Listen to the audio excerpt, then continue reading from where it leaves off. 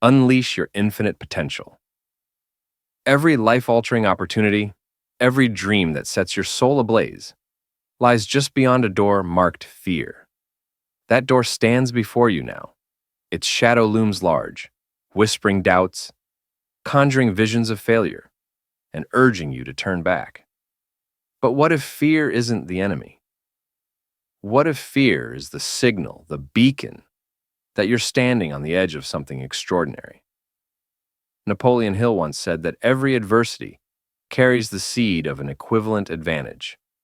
Fear is that seed. It's not here to stop you. It's here to prepare you, to awaken you, to demand you rise. Picture yourself standing before that door. Your heart races, your palms sweat, and your mind churns with 1,000 reasons to walk away. This is the moment where destinies are forged or abandoned. Thomas Edison faced that door when the world mocked his relentless experiments, 10,000 failures before the light bulb glowed. Abraham Lincoln faced it when he lost election after election, yet refused to let defeat define him.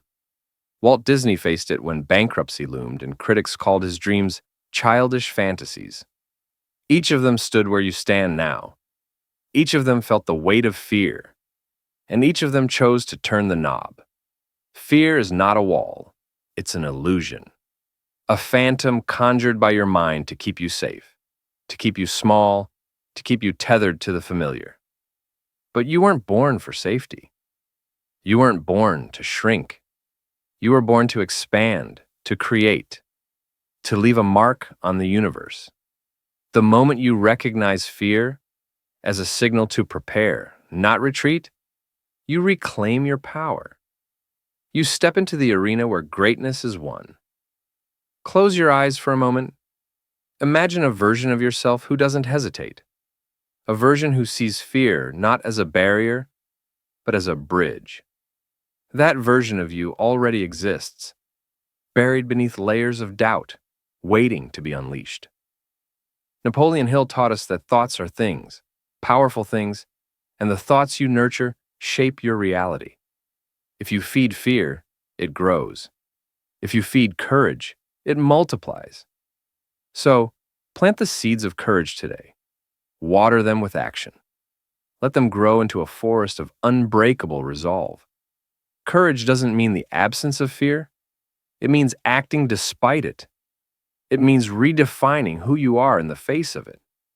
Ask yourself this: who must I become to make my dreams inevitable? Not who do I wish to be, not who do I hope to be, but who must I become? The answer lies in your daily choices. The small, deliberate acts that align with the identity of the person you're destined to be.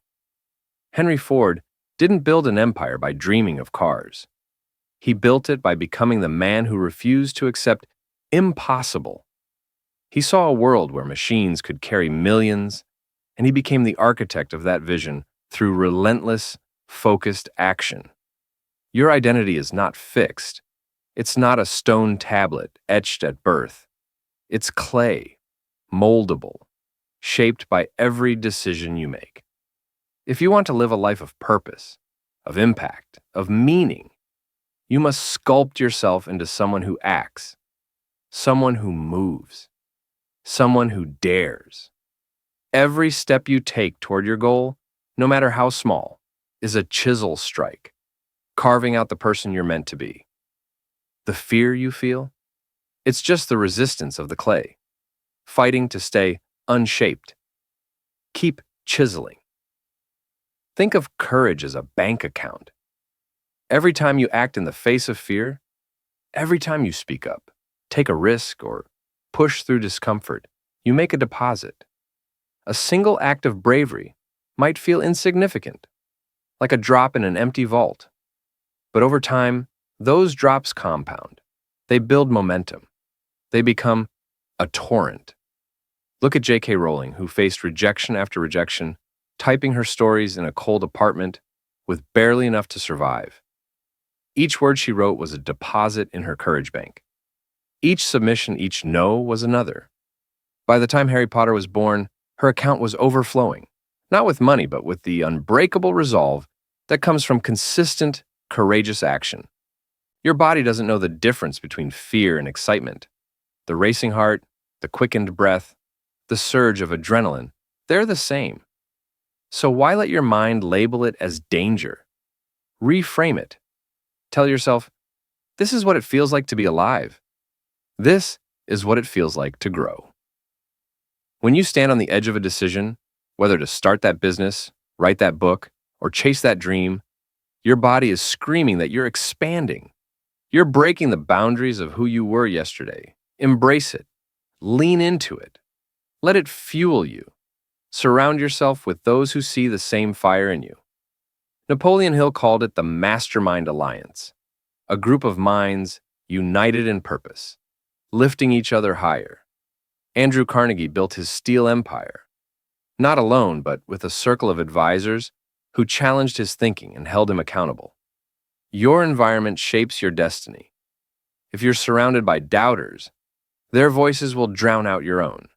But if you align with those who believe in possibility, who push you to act, who refuse to let you settle, your potential becomes limitless. Seek them out. Build your alliance. Let their energy amplify yours. The path to your dreams is not a straight line. It's a winding road, paved with obstacles, detours, and moments of doubt. But every twist is a lesson. Every setback is a setup for a comeback. Thomas Edison didn't see his 10,000 failures as defeats. He saw them as 10,000 ways to learn what didn't work. Adaptability is your superpower. When life throws a curve, don't cling to the old plan. Evolve, pivot, find the new path. The universe rewards those who bend but don't break. Discipline is the bridge between your dreams and reality. It's not flashy. It's not glamorous.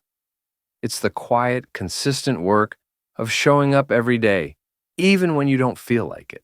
It's the choice to write one more page, make one more call, take one more step. Discipline is what separates the dreamers from the doers. Napoleon Hill said that desire is the starting point of all achievement, but desire alone is a spark. Discipline is the fuel that keeps the fire burning. Gratitude is the lens that sharpens your vision. When you focus on what you have, your health, your mind, your time, you realize you're already rich. Gratitude doesn't mean settling for less. It means recognizing the abundance you're starting from. It's the foundation for attracting more. The law of attraction, as Hill taught, isn't about wishing. It's about aligning your thoughts, actions, and energy with the life you want to create.